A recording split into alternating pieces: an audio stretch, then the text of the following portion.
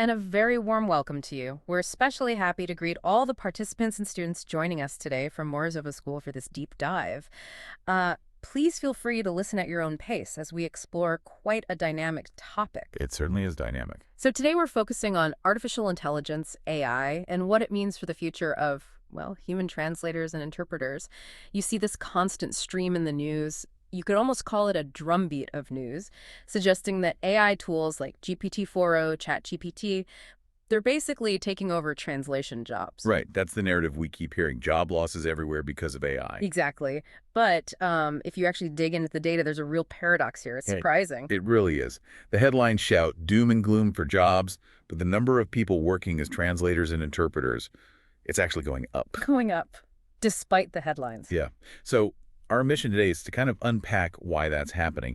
We need to look at why these machines, even though they've gotten, really good at translating major languages for years now, think neural machine translation, NMT. Right. NMT's been around a while. Exactly. Why do they still need human experts involved? What does that collaboration really mean, for the economy, for the quality of translation itself? And maybe most importantly, what it means for you as someone learning or working with languages. Precisely. Okay, let's start with the reality check.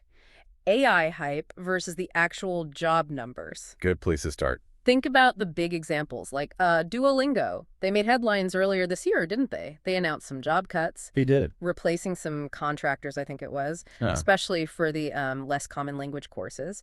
And they said they were using AI instead. That caused a lot of anxiety, naturally. It really did. People saw that and thought, here it comes, the AI jobs apocalypse.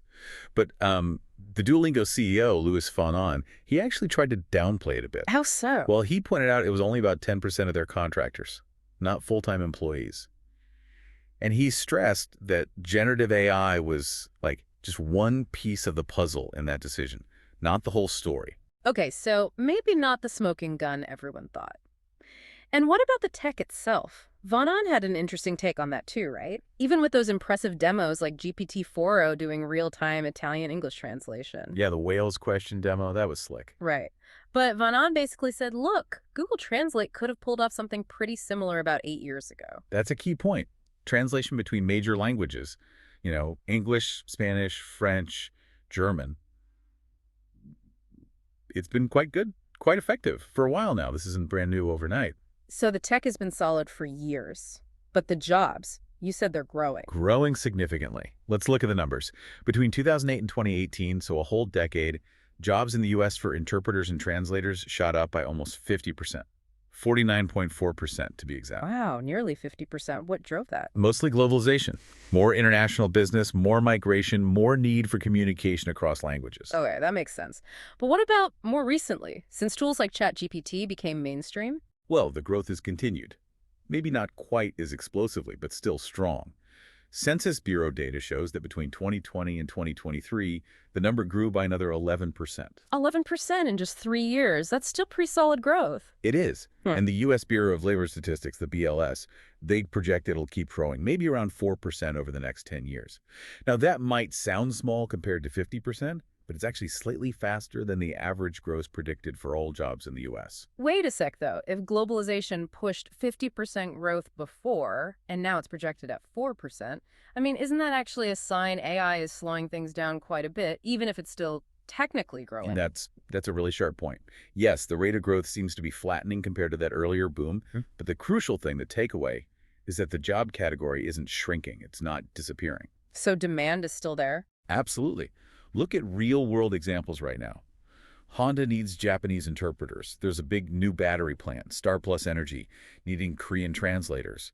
Cities like San Francisco need human proofreaders for their English-Spanish public services.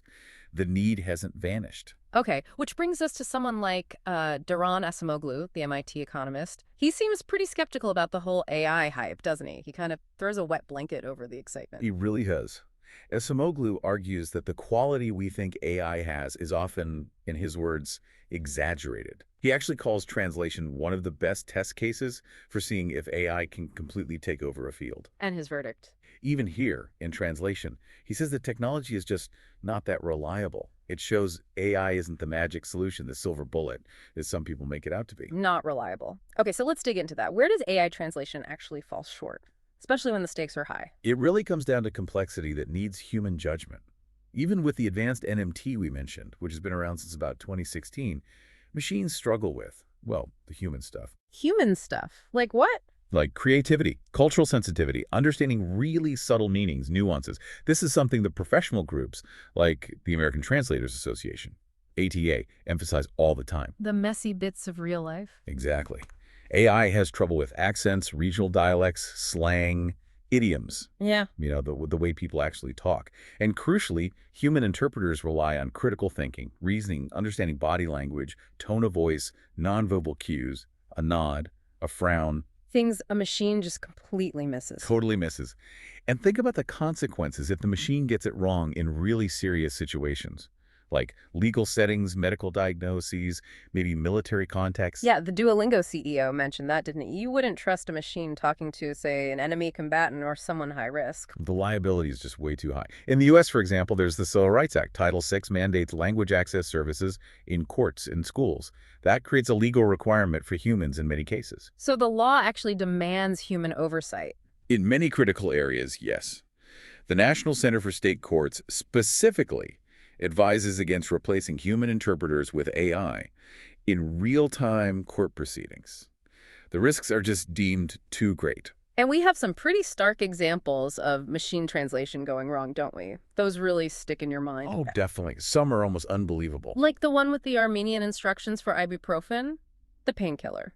It was supposed to say, take as needed for pain. Right. And the machine translation came out as, get this, you can take anti-tank missile as much as you need for pain. Anti-tank missile for headache? That's Yeah. terrifying. Imagine the lawsuit. And it's not just medical. During the peak of COVID, Virginia's public health website used a tool. Oh, I remember this one. Yeah. It tried to translate the English word book, as in book an appointment. And it translated into Spanish as the word for a literal physical book, like a And- novel. Exactly. A leather-bound piece of literature instead of reserving a vaccine slot caused total confusion when clarity was essential.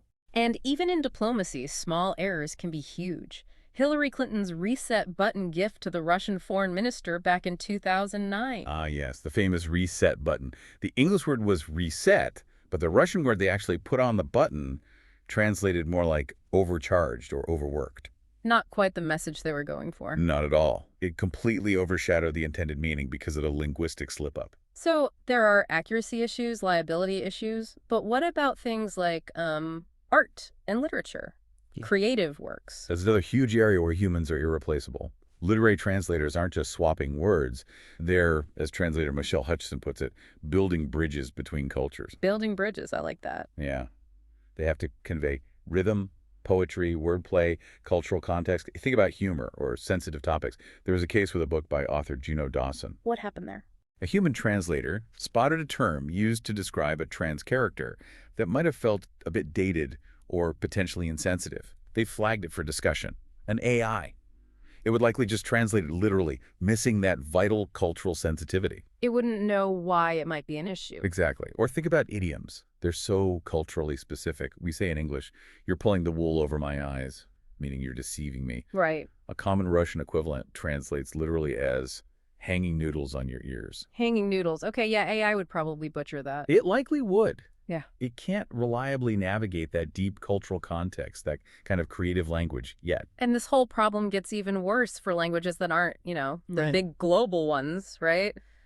Low resource languages. Absolute critical point. Yeah. AI models are trained on massive amounts of text and data. Where does that data come from? Mostly major world languages. English, Spanish, Chinese, French. The languages used by big international organizations, large corporations, the internet. So if you need translation for a language that doesn't have billions of words online, AI performance drops off a cliff. It performs much, much worse when translating to or from less common languages. Think of indigenous languages like Zapotec in Mexico, or maybe some of languages encountered by people making smaller language learning games, like Nountown. not enough data for the AI to learn properly. Exactly. The lack of reliable training data means the machine often just fails or produces unusable output. Okay, so if AI can't fully replace humans, especially where it really counts, let's shift gears. How is it changing the way translators actually work? What's the day-to-day impact? Right, because it is changing things. The future is definitely about collaboration, not replacement. Many human translators now use AI-powered tools. Most common are called computer-assisted translation tools, or C2 tools. CT tools, what do they do? Think of them as really smart assistants. There's software that helps linguists work faster and more consistently. They have translation memories, terminology databases. Basically, they automate some of the repetitive parts of the job. So the human is still in charge, but the AI helps speed things up. Precisely. And this increased efficiency, making translation faster and cheaper overall, has actually led to an increase in the total demand for translation services globally because it's more accessible. Interesting. Faster and cheaper leads to more demand. But how does that efficiency play out in practice? I've heard about this model called post-edit machine translation, or PEMT. Ah, PEMT. Yes, that's become very common. The basic idea is let the AI do a first draft translation, get something down quickly. And then the human translator comes in afterwards to clean it up, fix the errors, polish it. That's the theory. Sounds efficient, right?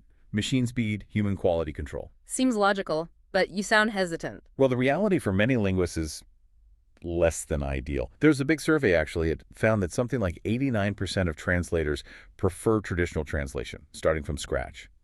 Only 3% said they actually prefer doing PEMT jobs. Wow, 89% dislike it. Why? Isn't it faster? Sometimes it is for simple texts, but often, especially with complex or nuanced content, fixing the machine's mistakes that lack context, misunderstand culture, get the tone wrong, can actually take longer and be more frustrating than just translating it correctly yourself the first time. So it can be tedious fixing weird AI errors? Very tedious. And that ties into the economics of it all. If the work is often seen as lower quality or just fixing, how does that affect pay? Right, the money. This is where that economic disparity you mentioned comes in. Exactly. Remember Isamoglu, the economist?